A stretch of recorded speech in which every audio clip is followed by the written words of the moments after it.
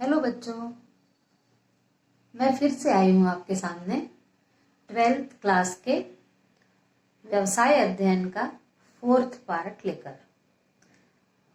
आपने मेरे तीनों पार्ट देखे कि नहीं देखे? आपको अच्छा लग रहा है? सब समझ में आ रहा है?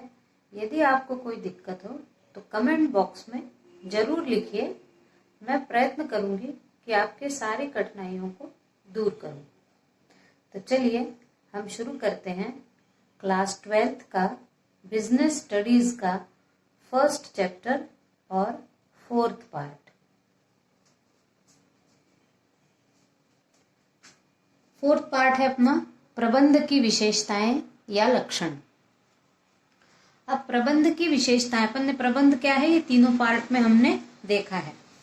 अब प्रबंध की विशेषताओं में पहला है प्रबंध एक व्यवहार है, यानी मैनेजमेंट एक व्यवहार है। व्यवहार है यानी जो भी सैद्धांतिक रूप से मैनेजमेंट पढ़ने वाले पढ़कर आते हैं, उनको जब वो किसी व्यवसाय में काम करते हैं या किसी एक संगठन में काम करते हैं, तो जो उन्होंने प्रबंध के बारे में पढ़ा है वो उनको व्यवहार में लाना पड़ता है। यानी ये एक करने की चीज है ना। इसको करना यानी परफॉर्मेंस दिखना चाहिए। एक प्रबंध में प्रबंधक है और वो मैनेजमेंट देख रहा है, तो एक मैनेजर का प्रबंध दिखाई देना चाहिए, यानी ये कार्य दिखना चाहिए किया हुआ। फिर दूसरा है प्रबंध मानवीय संगठन से संबंधित है, यानी प्रबंध किनका किया जाता है? ऐसा संगठन जो मनुष्यों से बना हो। कोई भी व्यापार हो या व्यापार में जो संगठन बना होता है, व्यवसाय में जो संगठन बना होता है, वो मनुष्यों का बना होता है। पशु या भूमि इसके अंतर्गत नहीं आएंगे, यानी पशु और भूमि का प्रबंधन नहीं किया जाता है।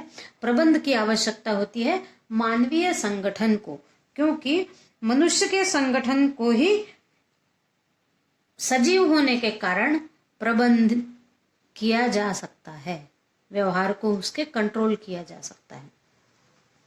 फिर अगला है प्रबंध एक प्रक्रिया है। तो प्रबंध भी एक प्रक्रिया है, यानी जो निर्धारित लक्ष्य प्राप्त हुए होते हैं प्रबंधक को, उन लक्ष्यों को प्राप्त करने के लिए उसको अलग अलग प्रक्रिया करनी पड़ती है।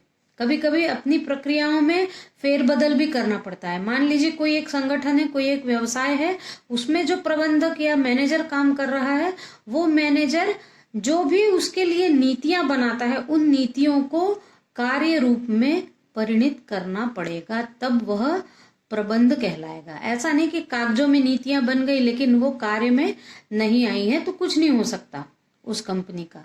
जहां का प्रबंधक अच्छा हो वो कंपनी ज्यादा उन्नति कर सकती है। फिर प्रबंध एक सामाजिक क्रिया है। अब यदि किसी भी एक व्यवसाय को हम देखें तो व्यवसाय के अंतर्गत कई प्रकार के लोग होते हैं।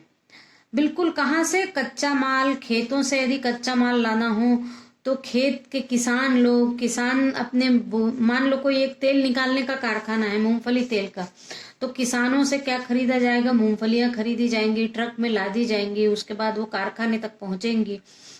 उनको पहुंचाने वाले, फिर पहुंचाने के बाद में वो वहां अनलोड होंगी, अनलोड होने के बाद वो मशीनों में जाएगी, मशीन को चलाने वाले लोगों की आवश्यकता है। फिर तेल निकलेगा, तेल को कंटेन करने की आवश्यकता है, कंटेनरों को उठा के फिर से बाहर दुकानों में ले जाने के लिए। तो ये एक पूरी सामाजिक प्रक्रिया है, क्योंकि इसमें कई लोग शामिल होते हैं। इस प्रक्रिया के अंतर्गत कई लोग शामिल होते हैं, इसलिए ये एक सामाजिक प्रक्रिया है। फिर है प्रबंध कला एवं विज्ञान दोनों है। अब कला क्या होता है और विज्ञान क्या होता है? तो विज्ञान ऐसा ज्ञान है जो क्रमबद्ध हो, नियम हो जिसमें, और जो सुव्यवस्थित ज्ञान हो, वो विज्ञान कहलाता है। और कला क्या होती है? कला यानी जो ज्ञान है उस ज्ञान को लागू करने का कौशल या कुशलता। किसी भी ज्ञान को लागू करने के लिए जो कुशलता की आवश्यकता है वो कला है।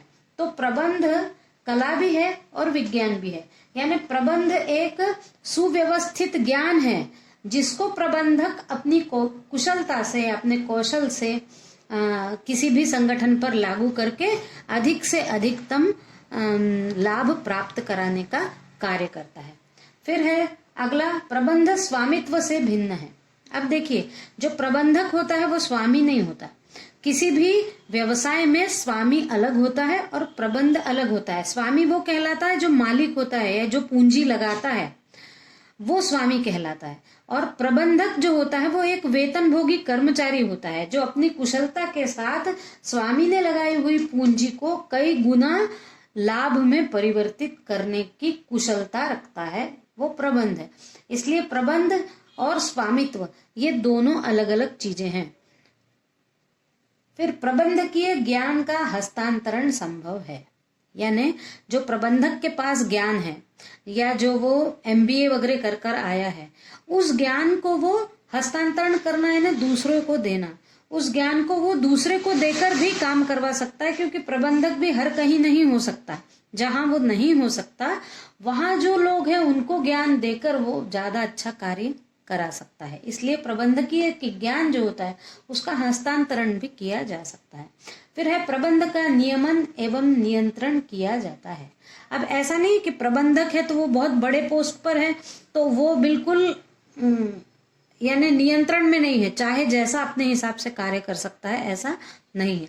क्योंकि प्रबंधक जो है वो कानूनी भी नियमों के अंतर्गत है और जो मालिक है उसका या स्वामी जो है उस व्यवसाय का, उसके भी नियंत्रण में रहेगा, क्योंकि जैसा वो चाहेगा वैसा ये करेगा। ये पूरा अपने मन से अपना व्यवहार नहीं रख सकता।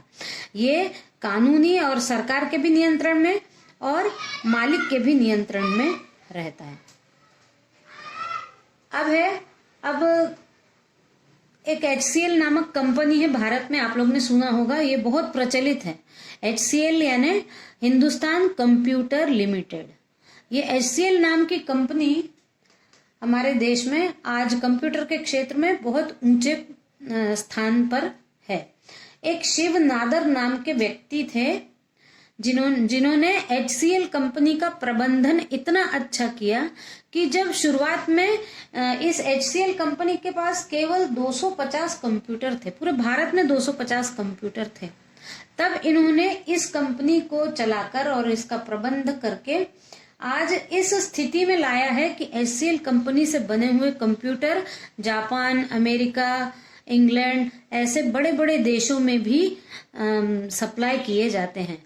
आज इस HCL कंपनी में 41,000 व्यक्ति काम करते हैं और इनका केवल एक फंडा है कि एक संतुष्ट कर्मचारी एक संतुष्ट ग्राहक को जन्म देता है। इस कंपनी का इतनी तरक्की करने का कारण यह है कि वहां के कर्मचारी संतुष्ट है। कर्मचारी संतुष्ट कब रहेंगे?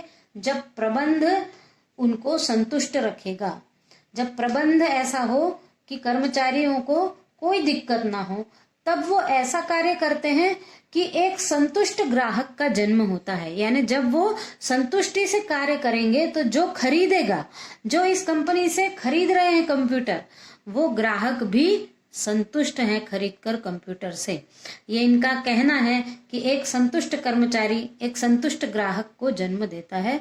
इसलिए आज HCL नामक कंपनी हमारे देश में कंप्यूटर के निर्माण में सबसे ऊंचे स्थान पर है।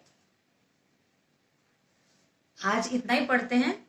मेरे इससे पहले के वीडियो भी देखिए, यानी आपके पढ़ाई में निरंतरता रहेगी।